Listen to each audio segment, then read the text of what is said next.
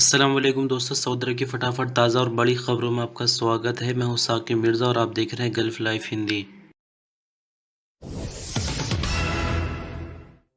दोस्तों, आज के इस न्यूज़ बुलेटिन की शुरुआत में सबसे पहले एक इम्पोर्टेंट टॉपिक पर बात करेंगे। जैसे कि 2 दिन पहले यानी परसों की रात वीडियो बनाकर हमने इसी चैनल पर अपलोड की थी, जिसमें हमने ओमिक्रॉन वायरस के बारे में बताया था, जो कि कोरोना का नया वेरिएंट है। तो कई भाइयों ने उस पर मजाक भी बनाई कि क्यों बेवजह की बातें बनाते रहते हो वगैरह वगैरह।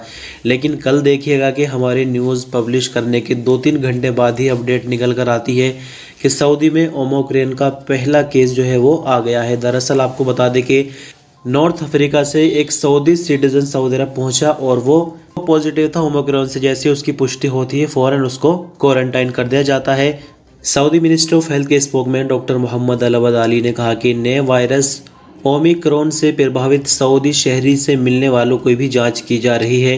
अल अरबिया नेट के मुताबिक डॉक्टर अल अली ने बुध को नए वायरस से संबंधित प्रेस कॉन्फ्रेंस में कहा कि अगर कोरोना से बचाव के लिए वैक्सीन न ली गई तो ऐसी सूरत में नए वेरिएंट में जो वायरस उभर कर सामने आया है उसके बढ़ने के चांस हो जाएंगे।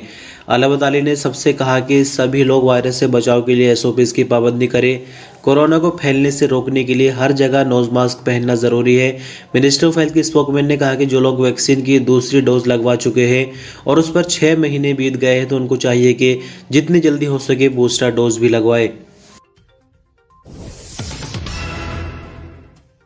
सऊदी अरब के पासपोर्ट एंड इमिग्रेशन डिपार्टमेंट यानी जवाजात, जहां से अजनबी वर्करों का इकामा जारी और रिन्यू करा जाता है। इसके अलावा एग्जिट एंट्री वीज़ा और खुरूज निहाई भी जारी किया जाता है कि कानून के मुताबिक ज़रूरी है कि अजनबी वर्करों का वैलिड पासपोर्ट की एंट्री जवाजात के सिस्टम में होनी चाहिए। अजनबी वर्करों के इकामे के रिन्यूअल के लिए वैलिड पासपोर्ट होना ज़रूरी होता है। पासपोर्ट एक्सपायर होने पर उसे रिन्यू कराने के बाद ही नए पासपोर्ट की एंट्री जवाजात के सिस्टम में की जाती है, जिसको नकल मालूमात कहा जाता है। जवाजात से एक अजनबी वर्कर के द्वारा सवाल किया गया है कि इकामे के रिन्यूअल के लिए एक्सपायर्ड पासपोर्ट होने की सूरत में क्या इकामा रिन्यू हो सकता है।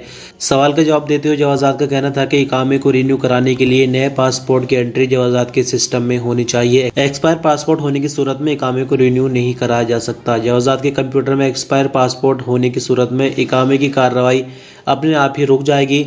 आपकी जानकारी के लिए बता दें कि जवाजात के सिस्टम से इकामे को रिन्यूअल करने के लिए सबसे पहले फ़ीस जमा की जाती है। उसके बाद अक्षर या फिर मुकीम पोर्टल के ज़रिए जब आगे की कार्रवाई की जाती है और उसमें अगर पासपोर्ट एक्सपायर पाया जाता है तो वो कार्रवाई ऑटोमेटिक ही रुक जाती है, सिस्टम उसको एक्सेप्ट नहीं करेगा। सऊदी मिनिस्ट्री ऑफ हज एंड उमरा का कहना है कि सऊदी अरब के बाहर से आने वाले उमरा ज़ायरीन सऊदी अरब में 30 दिन तक ठहर सकते हैं, जो उमरा वीज़ा की वैलिडिटी भी है। उक्काज़ अखबार के मुताबिक मिनिस्ट्री ऑफ हज एंड उमरा ने बयान में कहा कि मिनिस्ट्री ऑफ हेल्थ के नियमों के मुताबिक उमरा ज़ायर की उम्र 18 साल या उससे ज़्यादा होनी चाहिए। जो लोग 18 साल या उससे ज़्यादा उम्र के होंगे वही उम्रे पर आ सकेंगे।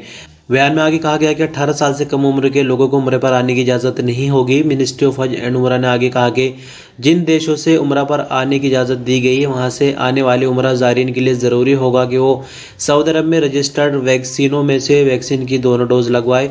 बयान में आगे कहा गया है कि जो लोग वैक्सीन की दोनों डोज ऐसी लगवाएंगे जो कि सऊदी अरब में पहले से ही अप्रूव्ड है, उन्हें डायरेक्ट उम्रा करने की इजाज़त दी जाएगी।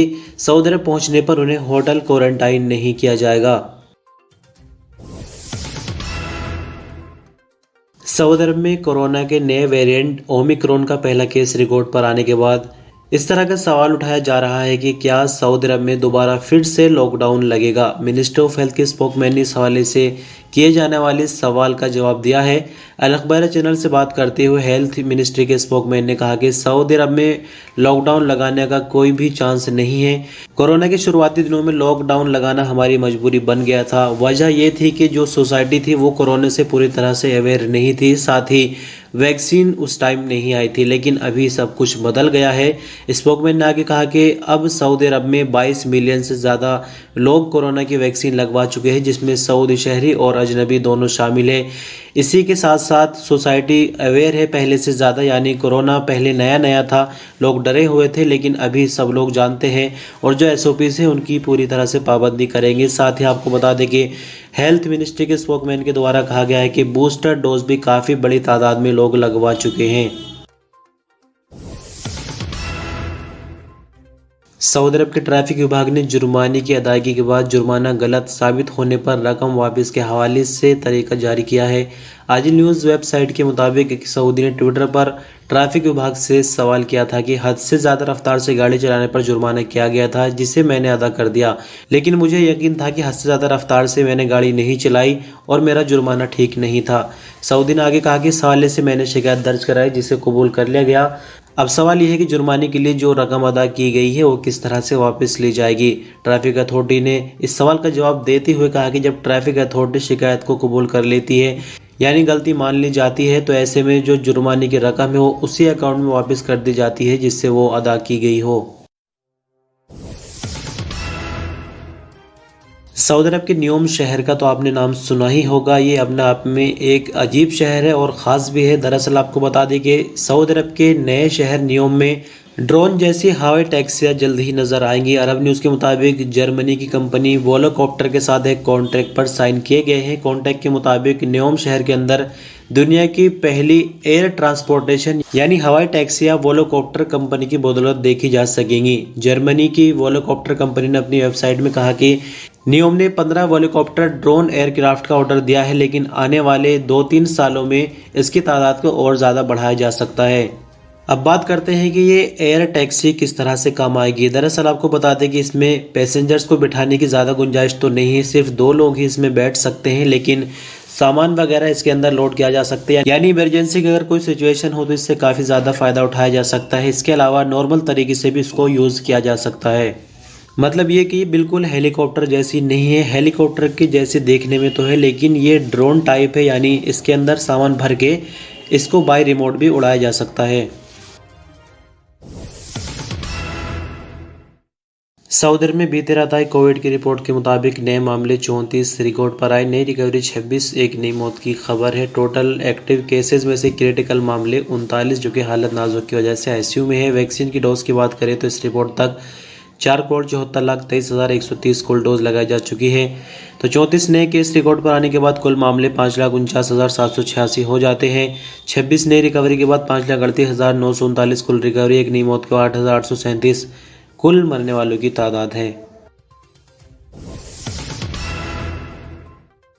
किंग सलमान बिन अब्दुल अजीज की हिदायत पर किंग सलमान इंसानी मदद सेंटर ने ट्यूनीशिया को 40 टन ऑक्सीजन उपलब्ध कराई है। 200 टन ऑक्सीजन उपलब्ध टोटल कराई जाएगी, लेकिन इसमें से 40 टन ऑक्सीजन फिलहाल भेज दी गई है। सऊदी अरब की सरकारी न्यूज एजेंसी के मुताबिक ट्यूनीशिया के हेल्थ सेक्टर को कोरोना से निपटने के लिए इस टाइम ऑक्सीजन की बहुत ज़्यादा सख्त ज़रूरत है।